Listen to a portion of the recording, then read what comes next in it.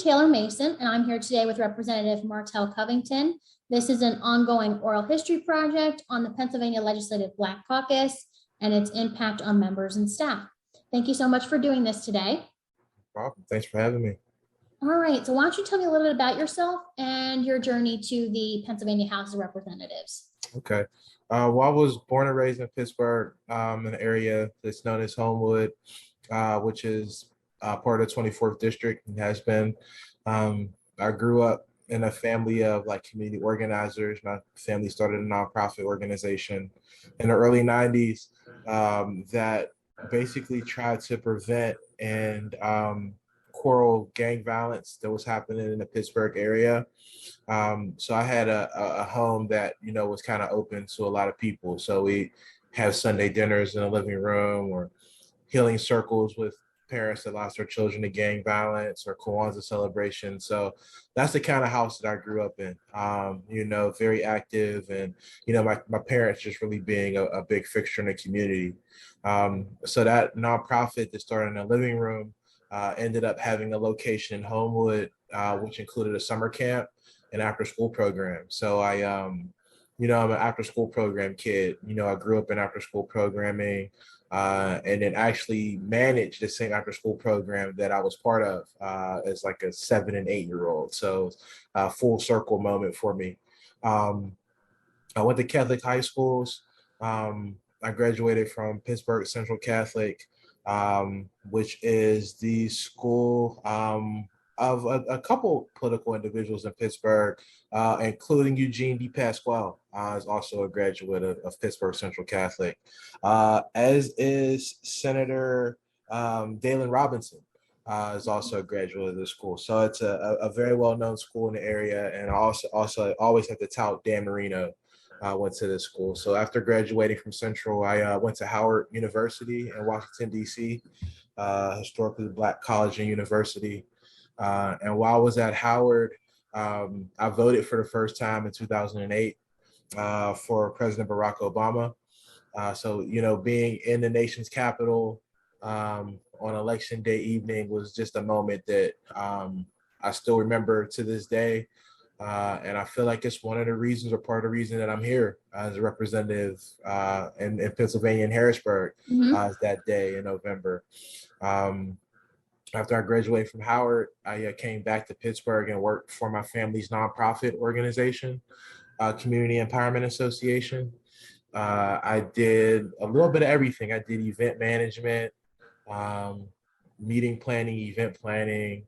I did truancy prevention and reduction.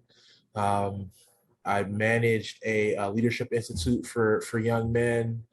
And then I began to manage the summer camp and after school program. So that's when I managed the same program that I was recently a student of a couple years back. I worked for community empowerment for about, I think it was about 9 years. And after that, I had an opportunity to work for State Senator Jay Costa. So I joined Senator Jay Costa's staff in November of 2018 as a legislative aide. And, I was fortunate to learn under Senator Costa and, just kind of see the way he managed an office, the way he dealt with things in the community, the way he maintained relationships, just the way he thought about policy. I'm really grateful for the opportunity, at a time that I had in Senator Costa's office. So during that time, I joined the Young Democrats of Allegheny County and got into a leadership role. I was the vice president of the Young Democrats of Allegheny County for the 2001-2002 year. And, I'm still going to be an active member of Young Democrats as well. In addition to this community activism that I do, a football coach and a softball coach in the neighborhood of Homewood that I grew up in, and also a mentor to a lot of the young people that I worked with or tutored, supported through community empowerment. I had always been interested in government. One of my favorite classes as a kid was social studies. I was one of those kids that absolutely loved social studies. I love civics. I love history. It's always been a really big interest of mine. And, while I've worked in offices, I never thought that I would be a member or be the principal, of an office. But the pandemic kind of changed that.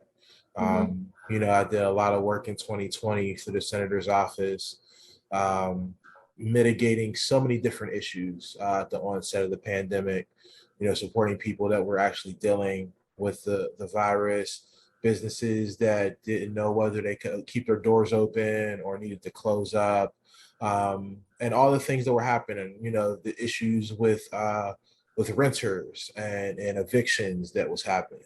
And that was in the midst of the Black Lives Matter movement and a lot of things that were happening in the area.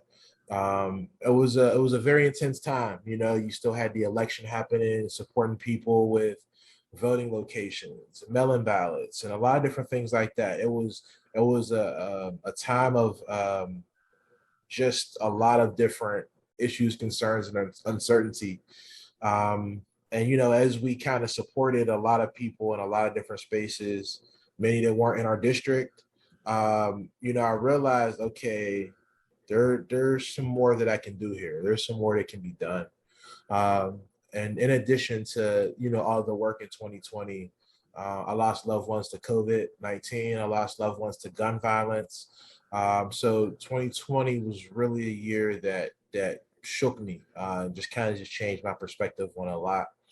Um, and later that year, I heard about my predecessor that decided to make a run for mayor, and entertaining the thought of possibly pursuing that office. Um, there were a lot of people in my community, a lot of elders and seniors and people that saw me grow up that were really kind of excited about the possibility of me being the next representative. And that's what kind of confirmed me doing it, is just hearing and seeing people that have known me since I was a kid in after school program coming to me and saying, we could see you as our next representative, or you're who we want. Um, that's why I did it. When your community chooses you, and supports your effort and wants you to represent them, there's no greater feeling than to do that. So that's kind of how we started this year, with making the run, and we were successful for the special election and able to represent the 24th district as it is now for the rest of this year. Okay, so good segue then into your district itself. If you could just explain like the makeup of your district, what sort of issues are important to your constituents at the moment, what things really make them tick in the 24th district? Yes. So my district is majority city of Pittsburgh and also Wilkinsburg, which is the borough closest to the city of Pittsburgh. It's in the east end of the city. A lot of people call it East End or East Side. It's kind of the area that I represent. Um, Pittsburgh is broken up into a lot of different neighborhoods and communities. There are over 90 different neighborhoods in Pittsburgh. And I believe outside of Wilkinsburg, we have about 5 or 6 different neighborhoods that are in the 24th district. It's a, rural area. I mean, not rural, but urban area, that, has a couple different, neighborhoods that are dealing with different issues. Poverty is definitely a concern um, in our district. The unique makeup of our district has some of the most wealthiest neighborhoods in the city in this district, but then also some of the most impoverished neighborhoods in this district, which are, a mile and a half away from each other. So it's a interesting nuance to go from East Hills, which is in the district, and then go to Highland Park, which is a fairly wealthy area in the district. But we have families that are concerned about gun violence. I think there are a lot of people that are, just concerned about the prevalence of guns and gun violence. And there have been a lot of shootings in our district. You have people that are also concerned with housing, with displacement, with gentrification. There was a report that just came out, and Pittsburgh has a higher percentage of renters than homeowners. And in my district, we have a lot of renters versus homeowners. So when they talk about affordable housing, um, housing opportunities and things like that, that's a concern for people in the district as well who have been moved or having to move or can no longer afford to rent at different places with the rent increasing. So housing is definitely a concern for people in the district, as well as education. We do have one of the schools that performs lower in the district as well. So there are a lot of concerns about the quality of education for the young people in our district. And that's, something that I want to be a proponent of is education equity and supporting out of school time, which is an opportunity to strengthen the academics of young people in our district. So that's also a major concern. And then I think the issues that are plaguing everybody right now, job opportunities. Am I going to be able to keep the job that I have? Based on pandemic and buildings closing and businesses closing or businesses being moved, things like that. So I think job security and job opportunities are also, major issues and concerns in our district.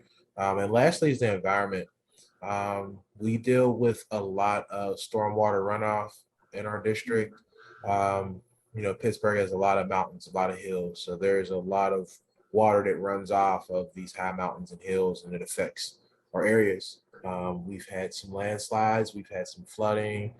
We have people in the district that are dealing with flooding, whether it's from stormwater or whether it's from sewer main issues. So we have some people in the district that are dealing with that kind of sewage backups and flooding and things like that as well. So that's been something that's been a major issue. Connected with that is water. A lot of lead lines that we still have in our district. Actually, when Vice President Kamala Harris was in Pittsburgh a few weeks ago, she was actually in my district, talking about some of the efforts that Pittsburgh Water and Sewer Authority were doing to remove or replace lead lines in the district. So you have a lot of people that are still concerned about lead as well. So, those are kind of the overlying concerns of individuals in our district. Okay. So your predecessor, Ed Gainey, has he served as a mentor to you in this new role? Do you communicate at all about issues, or do you look to him for any legislative assistance? So Mayor Gainey has known me for a while. I actually have known him since before he was a state representative. Okay. He's worked with my family's organization for a while. So Mayor Gainey is kind of helped me to be in this position, whether it's making sure I knew people, introducing me to folks, telling me who to reach out to, just things like that. I think that through the work in Senator Costa's office, I've worked with the Rep Gainey's office at that time and was able to gain an understanding of their focuses and their issues. And just based on that institutional knowledge, I've been able to kind of carry on those focuses, which include everything I mentioned, but also making sure that we're providing supports for incarcerated persons. So, advocating for people that are dealing with Department of Corrections issues and are, dealing with probation and parole as well. But Mayor Gainey is real busy right now. So, he has a lot of different fires to put out as mayor of the city of Pittsburgh. So, we do see each other. He does always check in, and ask how things are going. And he always asks people that know me how I'm doing. Everybody's always kind of asking, he asked about you. So he's definitely been supportive in the space and kind of laid some groundwork for kind of the way we should represent this district. Okay. And maybe you can answer this best you can since you've only been here for a couple months, but have you had any extra challenges in being a person of color in the House? In terms of committee work or getting bills passed, recognition on the floor, anything along those lines? I don't think it's been anything like that yet. Okay. I think for me, the issue with being a person of color and a young person of color that's new, that came into a special election, is just the actual recognition of who I am. Okay. I think sometimes there's an expectation of what a representative may look like, and I really don't fit that bill. So there have been some times where I've seen individuals wonder, like, who's this person? Like, is this a Stafford? It's Laws? Who is this? Who is this person? Okay. So we kind of deal with that a little bit. And I think that it has to do with Asian race, just because you don't see many young Black men outside of Philly delegation Mhm. that are members of the House of Representatives. So I think that's kind of been a bit of a struggle, is just the recognition of myself and of my name, and where I represent. Mhm. There have been some times where people are like, all right, well, who are you? What do you represent? And kind of having to give them a whole rundown so they kind of conceptualize where I'm at and why I'm here in this meeting with them. Mhm. I just in a few months that I've been here, I think that that's been it. You always kind of get double looks, and I mean, that happened to me as a staffer on the Senate side, on the other side of Capitol as well. Where people were just kind of just like double checking because they're not used to seeing a Mhm. person that looks like me with natural hair and suits and all of this kind of thing. So it's been something that I've been used to, but I still see it. Even if I don't acknowledge it in that moment, I see it. Okay. Well, thank you for sharing that. Hmm. In terms of the Black Caucus itself, then, how have you been involved with the caucus so far, if at all? Hmm. Maybe what are some things you're working on with them at the moment? So I was able to kind of be in the mix for the Juneteenth celebrations this year. The announcement of some of the grants that were going to be awarded, including one that was going to be awarded to organization in the Pittsburgh area for a Juneteenth celebration, and just being present for a lot of the events and presentations that happened around Juneteenth. It was a really good feeling to see some of those events happening inside the Capitol. And for me, growing up in an Afrocentric household, it kind of really felt like home. It felt comfortable. So I really enjoyed those events during Juneteenth, because it just reminded me of my childhood.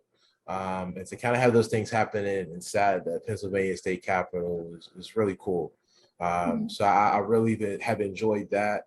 As far as the Black Caucus goes, they've been really good with just making sure that I've met members, making sure that people know who I am, know my name, have really been supportive, making sure that I kind of know where to go, know what's happening. Especially Chairperson Bullock, she's been such a big help. Whether it's been supporting with legislative ideas, making sure that people know who I am.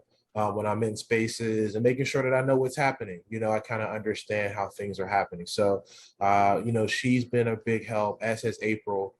So I really just appreciated the support that I've gotten from the Black Caucus, just joining, just coming in, just really being like welcoming and receptive. So I have really appreciated that.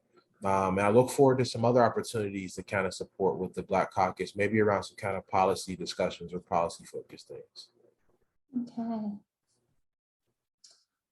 So in the future, do you see more people of color and those with other diverse backgrounds running for public office? With seeing individuals like those, like you and others in the Black Caucus, do you think that'll open some more doors up for others? I think it will. I think it will. I think for me is, in order to be it, you have to see it.